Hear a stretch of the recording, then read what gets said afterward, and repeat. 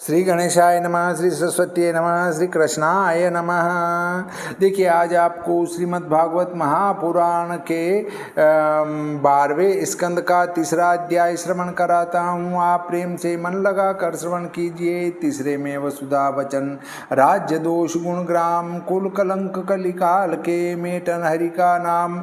श्री सुखदेव जी बोले कि हे राजन, यह पृथ्वी अपने जीतने को परिश्रम करते हुए राजाओं को देखकर मन ही मन ठट्टे मार हंसती हैं कि अहो, यह सब मृत्यु के खिलौने राजा मुझको जीतना चाहते हैं। यह नहीं जानते कि तेरे समान अनंत राजा मर कर खप गए। जिस कामना ने बुद्ध के समान इस देह विशेष जिन राजाओं को विश्वास उपजाया, उनकी कामना निष्फल हुई। मुख्य तो राजाओं का यह विचार है कि पहले पांचों इंद्रिय और छठे मन को जीतकर मंत्री, प्रधान, सचिव, पूर्ववासी और कुटुंबादिक अपने वश में करके शत्रुओं की जड़ को उखाड़ महावत और कटक की ओर से बेखटक हो राज्य करेंगे और इसी रीति से समुद्र तक की भूमि को जीतेंगे। इस प्रकार आशा वेष्टित हृदय वाले राजा अपने निकट रात दिन डंका बजाने वाले काल का कुछ ध्यान नहीं करते।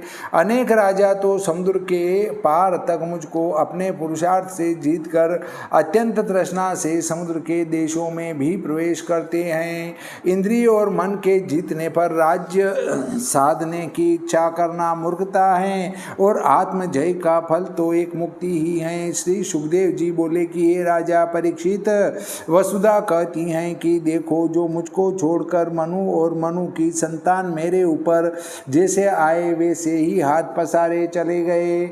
मुझ अचला को यह कुबुद्धि राजा युद्ध में जीतना चाहते हैं। देखो, राज्य की ममता में बंधे हुए असत राजा मेरे लिए पिता, पुत्र, भ्राता ये परस्पर भी क्लेश करते हैं। हे मूढ़, यह वसुधा मेरी है, इसमें तेरी किंचन मात्र भी नहीं है। यह कहते और परस्पर स्पर्धा करते हुए मेरे लिए अनेक राजा युद्ध ही करते करते मर गए। पृथु, पुरुरवा, नगादी, नहुष, अर्जुन, भरत, मानदाता, सगर, राम, खट्वांग, धुंधुमार, रघु, तृणबिंदु, ययाति, शर्याति, शांतनु, गए, भगीरथ, कुवलयाश्व, ककुत्स, नेषद, नृग, हिरण्यकशिपु, वृत्रासुर, रावण, नमुची, नरकासुर, शंबर, हिरण्याक्ष, तारक, ऐसे ऐसे अनेक दैत्य और राजा जो कि बड़े बड़े बलवान और सर्वगुण निदान योद्धाओं के पराजय करने वाले, जिन्होंने कहीं भी हार नहीं मानी, सब ही अजित हो गए। सो सब मरण धर्मा मेरे विषय अत्यंत ममता करके रहते थे। सो अब बिना ही मनोरथ पूर्ण किए काल के गाल में चले गए और सब की सब कथा ही मात्र रह गई। हे विभो, लोकों में यश विस्तार करके आप तो परलोक को चले गए। ऐसे बड़े बड़े राजाओं की कथा मैंने तुमसे कही। सो केवल विषयों की असारता और विज्ञान और वैराग्य का निरूपण करने के लिए, सो इसमें केवल वाणी का विलास है, कुछ परमार्थ नहीं। जिस अमंगल के दूर करने वाले उत्तम श्लोक भगवान के गुणों को कविश्वर लोग सदा गाते हैं, जो कोई श्री कृष्ण के चरणारविंदों कोई निर्मल भक्ति को चाहे, वह निरंतर उनके गुणों को सुने। राजा परीक्षित बोले कि हे भगवान, हे महामुने, कलयुग के बड़े बड़े दोषों को कलयुग के मनुष्य कौन से उपाय से दूर कर सकते हैं, सो तुम हमसे कहो। पहले तो युगों के धर्म का और प्रलय कल्प का प्रमाण कहो, फिर महात्मा काल रूप विष्णु भगवान की गति कहो। श्री सुखदेव जी बोले कि हे नरेंद्र, सतयुग में मनुष्यों का धर्म 4 चरण करके बढ़ते हैं। एक तो सत्य, दूसरी दया, तीसरा तप, चौथा दान। ये धर्म के 4 चरण हैं। सतयुग के मनुष्य संतोषी, करुणावान, सब प्रेम प्रीति रखने वाले, शांत चित्त, जितेंद्रिय, सहनशील, आत्माराम, समदृष्टि और परमार्थ में निरालस्य युक्त और परिश्रमी होते हैं।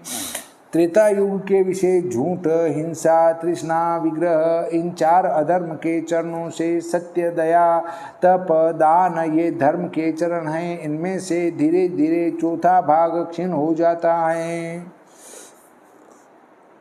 हे राजन, क्रिया तप में निपुण न तो अति हिंसक और न अति लंपट, धर्म अर्थ काम में निष्ठा, वेद त्रयी, धर्मपरायण ब्राह्मण वर्ण जिनमें मुख्यतया युग की प्रजा होती हैं। द्वापर युग में अधैर्य, हिंसा, झूठ बोलना और द्रोह, इन धर्म के 4 चरणों से दया, तप, सत्य, दान, ये धर्म पांव आधे आधे घट गए।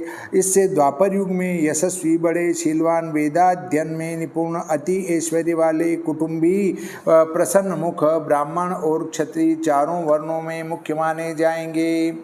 कलयुग में जब अधर्म की वृद्धि होगी तब धर्म का एक चरण रह जाएगा, सो भी स्नेह स्नेह करके अंत में नष्ट हो जाएगा। कलयुग में लोग लोभी, दुराचारी, निर्दयी, झूठी लड़ाई करने वाले, दुर्भागी, अत्यंत तृष्णा वाले, शूद्र और दास जिनमें मुख्य माने जाएंगे।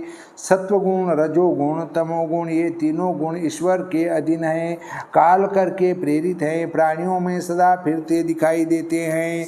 जब मन, बुद्धि और इंद्रिय सत्वगुण में स्थित हों तब सत्य युग समझना चाहिए, क्योंकि सत्य युग के प्रभाव से ज्ञान में रुचि होती है। हे बुद्धिमान नृप, जब प्राणियों की रुचि सकाम कर्मों में हो तब रजोगुण युक्त त्रेता युग जानिए।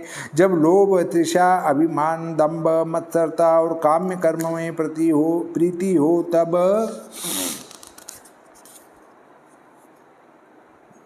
रजोगुण तमोगुण का उत्पन्न करने वाला मुख्य द्वापर युग समझना चाहिए। जब मनुष्यों के मन में कपट, झूठ, आलस्य, निंद्रा, हिंसा, दुख, शोक, मोह, भय, दीनता हो तब तमोगुण को प्रकट करने वाला मुख्य कलयुग जानिए।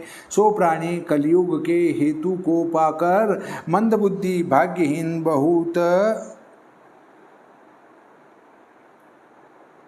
भोजन करने वाले, कामी और निर्धन होंगे, और स्त्री असाध्वी और व्यभिचारिणी होंगी। देश देशांतरों में चोरों का बड़ा भय होगा, वेद पाखंड से अत्यंत दूषित होंगे, राजा प्रजा के लूटने वाले होंगे, ब्राह्मण स्त्री लंपट उदर परायण होंगे, ब्राह्मण व्रत आचार से भ्रष्ट होंगे, गृहस्थ भिखारी होंगे, तपस्वी ग्रामवासी होंगे, सन्यासी द्रव्य के लोभी होंगे। कलयुग की नारी अत्यंत ठिंगनी और बहुत भोजन करने वाली, काली काली, बहुत संतान उपजाने वाली, महानिर्लज्ज, सदा कटुक वचन बोलने वाली, चोर, ढीठ, कपट की भरी हुई, अनेक प्रकार की माया दिखाने वाली होंगी। तुच्छ, किरात आदि, कपटी, दुराचारी, म्लेच्छ, व्यापारी होंगे। आपदा विना ही सब लोग निंदित जीविका को श्रेष्ठ समझेंगे, जिस वृत्ति को सत्पुरुष स्वप्न में भी धिक्कार करते थे। धनहीन उत्तम पति को भी स्त्री त्याग देगी, और नौकर अपने स्वामियों की नौकरी छोड़कर औरों की नौकरी करेंगे, और नौकर रोगी हो जाएंगे तो स्वामी लोभ के मारे नौकरी से हटा देंगे। बिना दूध की गाय को लोग म्लेच्छों के हाथ बेच डालेंगे। पिता, भ्राता, सुहृद और जाति वालों को छोड़कर स्त्री के संबंधियों से प्यार करेंगे, और स्त्री के बहन साली, स्त्री का भ्राता साला और उसकी स्त्री सलहेज के साथ गुप्त मत की बातें करेंगे। इस प्रकार दीन स्त्री और लंपट नर कलयुग में होंगे।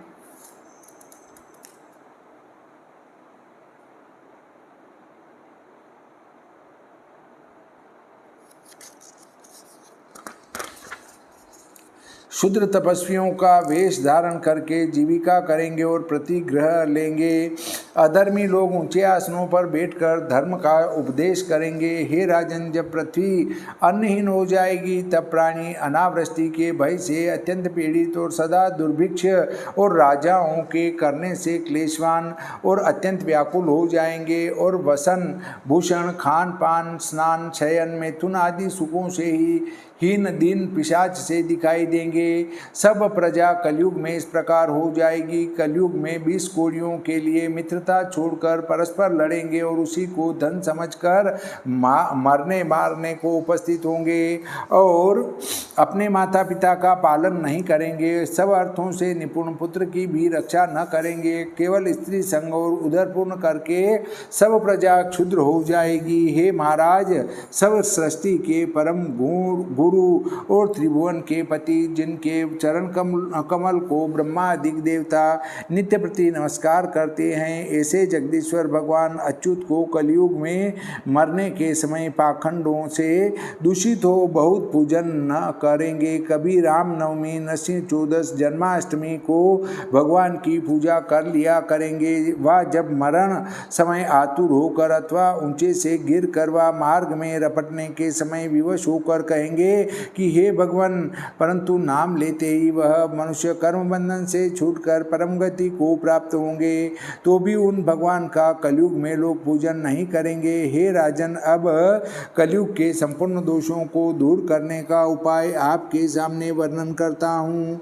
आप सावधान होकर सुनिए। द्रव्य, देश, शरीर से उत्पन्न हुए कलयुग के दोषों के नाशक पुरुषोत्तम भगवान मनुष्य के चित्त में स्थित होकर सब दोषों को हर लेते हैं। जो प्राणी परमेश्वर का श्रवण, कीर्तन, पूजन, ध्यान और सत्कार करते हैं, भगवान उन पुरुषों के हृदय में स्थित होकर 10 सहस्त्र जन्म के पापों को दूर कर देते हैं।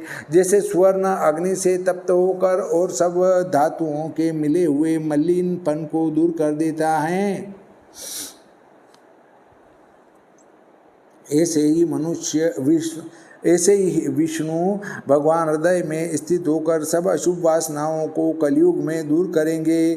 विद्या अर्थात अन्य देव की उपासना, स्तब, प्राणायाम, मित्रता, तीर्थ, स्नान, व्रत, दान, जप आदि के करने से वैसा मन शुद्ध नहीं होता है जैसा कि अनंत भगवान जब हृदय में वास करे तब शुद्ध होता है। इसलिए हे राजन, आपका मरण समय निकट आ गया है। अब आप सब प्रकार से सावधान हो। वासुदेव भगवान का हृदय में ध्यान करो, तब तुम परम गति को प्राप्त हो जाओगे। हे राजन, जिसकी मृत्यु निकट आ जाए वह सर्वाश्रय सर्वात्मा सर्वेश्वर भगवान का ध्यान करे, क्योंकि उनका ध्यान करने से आदि पुरुष विनाशी परमात्मा के विषय लय हो जाते हैं। हे राजन, यह महाघोर कलयुग अनेक दोषों की खानी है, परंतु इसमें भी एक गुण बड़ा भारी है कि इस युग में केवल परमेश्वर का कीर्तन करने से ही मनुष्य संपूर्ण बंधनों से छूटकर 3 ही दिन में श्री कृष्णचंद्र आनंद कंद के परम धाम को चला जाता है। सतयुग में विष्णु भगवान के ध्यान करने से जो फल प्राप्त होता है, त्रेता में यज्ञों के करने से जो फल होता है, द्वापर में परिचर्या करने से जो फल होते हैं, वे सब फल कलयुग में केवल हरि के कीर्तन से ही प्राप्त हो जाते हैं। श्रीमद्भागवते महापुराणे द्वादश स्कंदे भाषा टीकायां कलयुग दोष वर्णनम नाम तृतीयोऽध्यायः। श्री कृष्णचंद्र भगवान की जय, श्री बजरंग बली की जय, श्री सरस्वती मैया की जय, श्री रामचंद्र भगवान की जय, श्री गणपति जी महाराज की जय।